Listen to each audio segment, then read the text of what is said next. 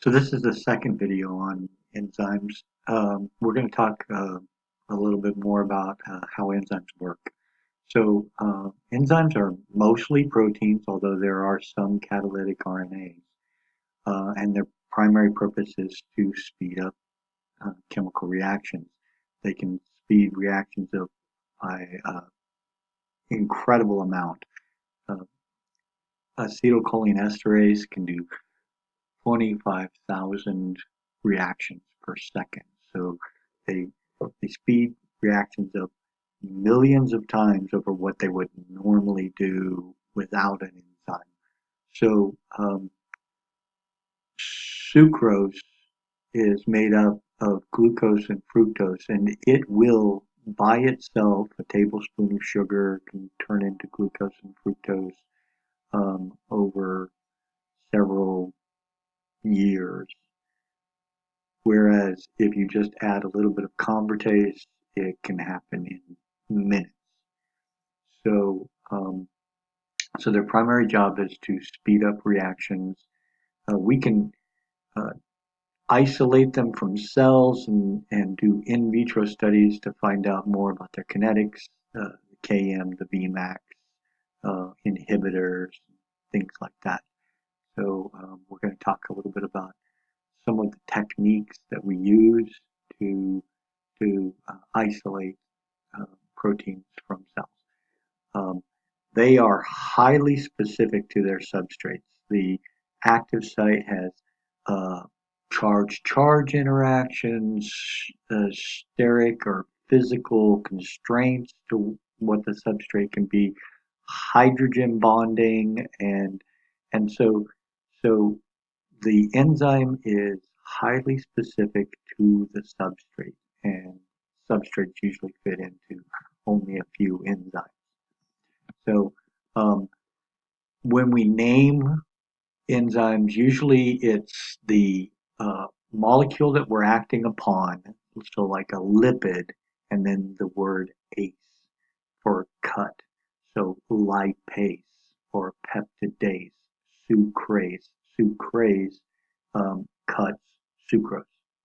So they're usually kept in very small amounts in the cell, and that's because um, they do so many reactions per second that you just don't need a lot of them. It's very costly to make proteins uh, for the cell, and so it's not going to make a lot of enzymes when just a few will do the job. They are catalysts, and like any catalyst that you're already aware of, zinc or copper in some kind of inorganic reaction, they are not consumed by the chemical reaction. And so any covalent bonding that happens between the substrate and the active site has to be temporary, um, so that so that that that one enzyme can do millions of reactions per second, but it it doesn't go away. It just does the reaction, the product leaves, and then there's still enzyme left. Um, they often occur in metabolic pathways, and like I said before, it's the downstream product, usually the last product in the metabolic pathway, that will be the regulator, usually of the first enzyme in the metabolic pathway. Um, so uh, even if just one enzyme in that metabolic pathway is lost due to a mutation, it can be disastrous for the cell. Take Tay-Sachs disease, for instance, an inability to cut a certain lipid, and that causes this lysosomal storage problem that the lysosome gets clogged up with this lipid that you're unable to cut. So very often there will be maybe some toxic buildup of intermediate metabolite, or maybe the the final product, the downstream product, is essential for cellular activity. So um, the cell cannot do its job without enzymes. And here, let's talk about why. The most important thing to remember about enzymes is they do not change the overall thermodynamics of the reaction. If a reaction is unfavorable because of a positive delta G and so it's non-spontaneous, you can add all the enzyme in the world and it's not going to change the thermodynamics of the reaction. They only affect the rate of reaction. They cannot take a positive delta G and turn it into a negative delta G. Let's talk a little bit about thermodynamics. The first law of thermodynamics is energy can neither be created nor destroyed, only altered in form. And so for life, that means that we take the energy from the sun and use energy carriers to manufacture sugars. And then we store that energy in the bonds of those sugars to use for um, metabolic activity. For you and me, since we are not photosynthetic, we have to eat sugars, either eating plants or eating animals that have eaten those plants. We can get energy out of sugars, fats, even proteins and nucleic acids. But we do it by breaking bonds. So let's talk a little bit about the second law of thermodynamics, and maybe that'll make more sense. So the second law of thermodynamics is that um, formally it's that the change of entropy is a positive non-zero number. And so what that means is that the entropy is always increasing.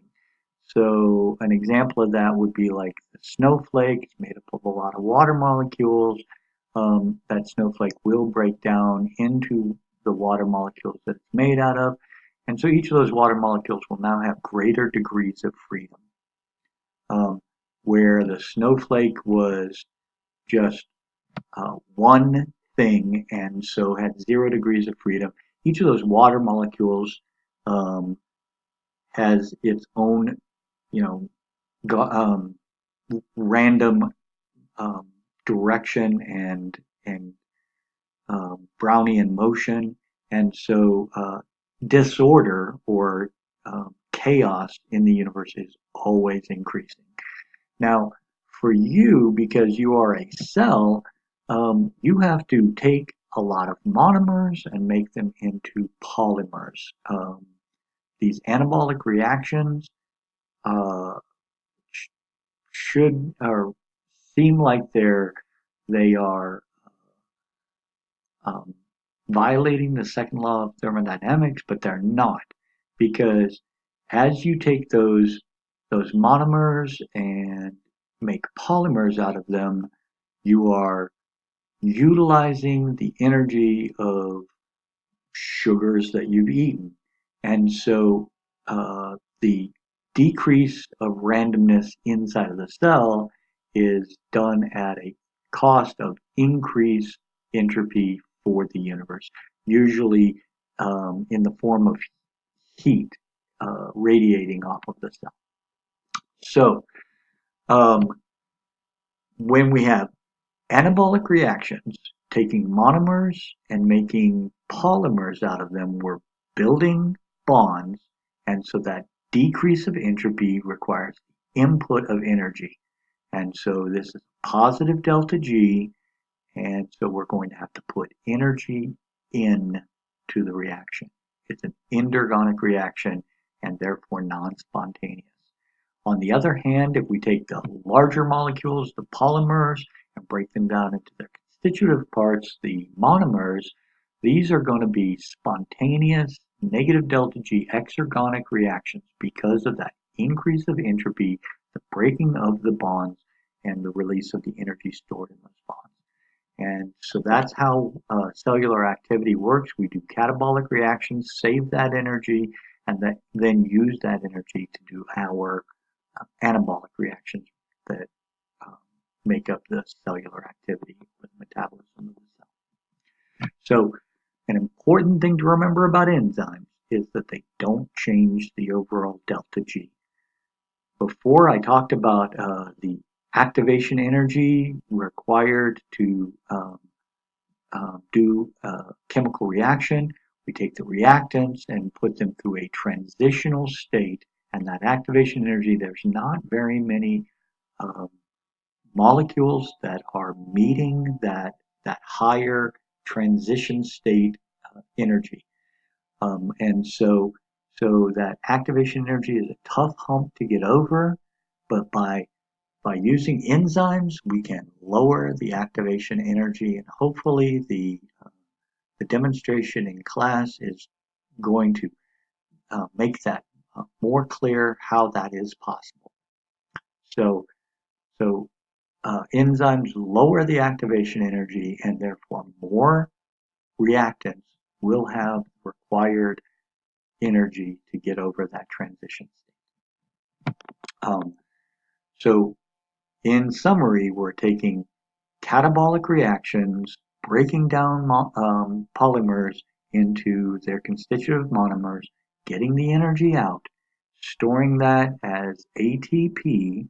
We talked about that before in the chemistry section. Then using that ATP to drive our um, metabolic reactions of making polymers out of monomers. So an example of this would be like sucrose. We're going to take that C6H12O6 and break it down, or glucose, I'm sorry. And we're going to take that glucose C6H12O6, break it down into 6 CO2s, 6 water molecules, and we're going to get a lot of energy out of it. You've probably heard anywhere from 28 to 38 ATP that we're going to get out of uh, these uh, hydration or hydrolysis reactions, the, um, this oxidative phosphorylation. All of these steps of metabolism, intermediate metabolism, are going to get us that energy that we can then use to drive our um, reactions, usually by creating phosphorylated intermediates using the ATP that we get out of breaking down the glucose. So that ATP, remember I said before, it's an adenine hooked to a ribose hooked to 3 phosphates. And so there's a lot of energy stored in those in the that last bond between the second and third phosphate. And so that 7.3 kilojoules per mole can be utilized to drive reactions. Reactions uh, can be sped up by enzymes by uh, um, great rates. Like I said, acetylcholinesterase does 24,000, 25,000 reactions per second. So, um, so they really speed up the reactions. And that's going to depend on things like enzyme concentration, substrate concentration, as well as being at the optimum temperature and pH. And we're going to talk in the proteins chapter about why temperature and pH are going to affect the enzyme's activity. So we're going to speed up reactions um, up to some maximal rate. Um, at lower concentrations, the reaction is going slower. Lower substrate concentrations, the reaction is going slower, but we're going to be able to speed up to some maximal rate. And the maximum velocity is defined as that time when every single um, active site is occupied by some substrate. So move on to video 3.